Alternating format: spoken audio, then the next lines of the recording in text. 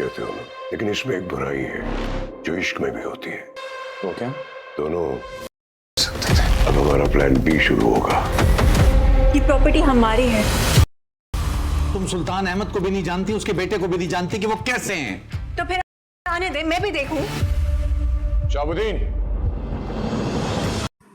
Drama serial मैं ज़मीन तू आसमान में हम देखेंगे कि किस तरह से शाज़िल शहाबुद्दीन के पास जाता है और उसको धमकी देता है कि अगर उसने उन कागज़ात पर साइन नहीं किए तो वो उनके घर बहुत बड़ी तबाही मचाएगा और यहाँ तक कि वो उसकी जान भी ले लेगा। वो उसको पिस्टल निकाल कर धमकी देता है और कहता है कि अब मैं आपको सिर्फ एक दफ़ा कहने आया हूँ, अगर इन कागज़ात पे साइन नहीं हुए तो दूसरी दफ़ा आप इसका नतीजा देख लेंगे।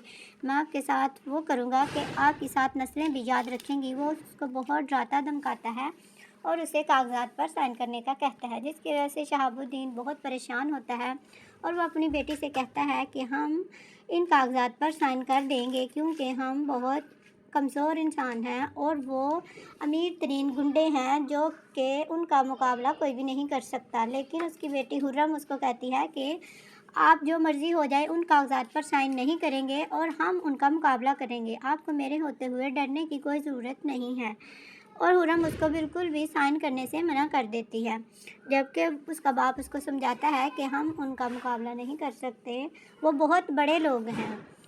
ऐसे ही वो बातें कर रहे होते हैं कि उतनी देर में शहाबुद्दीन के पास उनके गुंडे और वो खुद आ जाता है दोबारा उसको धमकी देने के लिए, शाज़िल अपने गुंडों को लेकर। लेकिन शाज़िल जब वहाँ पहुँचता है तो वो देखता है कि वहाँ पर शहाबुद्दीन के साथ उसकी बेटी भी है, मगर उसका मुंह दूसरी साइड को होता है, इस वजह से उसको उसका चेहरा नज़र नहीं आता। लेकिन उसकी आवाज़ सुनकर हुर्रम को लगता है कि ये जानी पहचानी आवाज़ है। वो जैसे ही पीछे मुड़कर देखती है तो सामने शाज़िल होता है और शाज़िल भी हुर्रम को देखकर हैरान रह जाता है। शाज़िल की आंखें खुली रह जाती हैं और वो ये सोचने पर मजबूर हो जाता है कि अब मैं क्या करूं, इस मामले को कैसे हल करूं, क्या कहूं इनसे।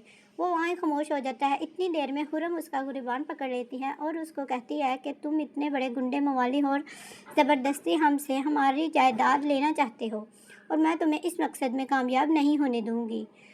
वो बहुत परेशान होता है और उसको समझ नहीं आता कि वो क्या करे, क्योंकि हुर्रम उसकी मोहब्बत है और वो उसको हासिल करना चाहता है और उससे शादी करना चाहता है।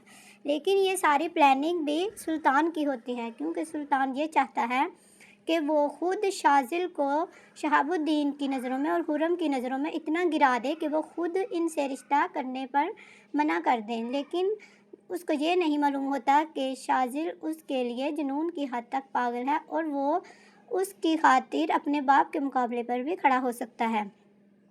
सुल्तान ने अपनी चाल के ज़रिए अपने बेटे को मोहरा बनाकर आगे इस्तेमाल किया है अपनी दुश्मनी का बदला भी लेने के लिए और शहाबुद्दीन की नज़रों में उसको गिराने के लिए, उनकी नफ़रत पैदा करने के लिए, जो कि शाज़िल भी नहीं जानता कि इनकी क्या दुश्मनी है और किस वजह से ये मुझे इस्तेमाल कर रहे हैं। लेकिन उसका बड़ा भाई सुफियान वो बहुत खुश होता है। वो कहता है कि जो काम हम अभी तक नहीं कर सके वो शाज़िल ने कर दिखाया। मगर जब शाज़िल को ये मालूम होगा कि ये सारा कुछ इन्होंने मुझसे प्लानिंग के तहत करवाया है ताकि मुझे उनकी नज़रों में गिरा सके और मुझे उनके सामने शर्मिंदा कर सके, फिर वो अपने बाप और भाई के साथ बहुत नाराज़ होता है और उनको भी धमकी देता है। फिर कहता है कि मैं इस मामले में आपकी कोई हेल्प नहीं करूँगा और उनकी जगह को भी आपको कब्ज़े में नहीं लेने दूँगा। वो कहता है कि मैं शहाबुद्दीन का साथ दूँगा। वो अपने बाप को और भाई को खुला चैलेंज कर देता है हुर्रम की खातिर। अब देखते हैं कि क्या शहाबुद्दीन की जगह पर वो कब्ज़ा शाज़िल छुड़वा सकता है या फिर उसका बाप ज़बरदस्ती उसको अपने काबू में कर लेगा। अब शाज़िल जो है वो दोनों तरफ फंस चुका है, क्योंकि एक तरफ उसका बाप है और दूसरी तरफ हुर्रम है।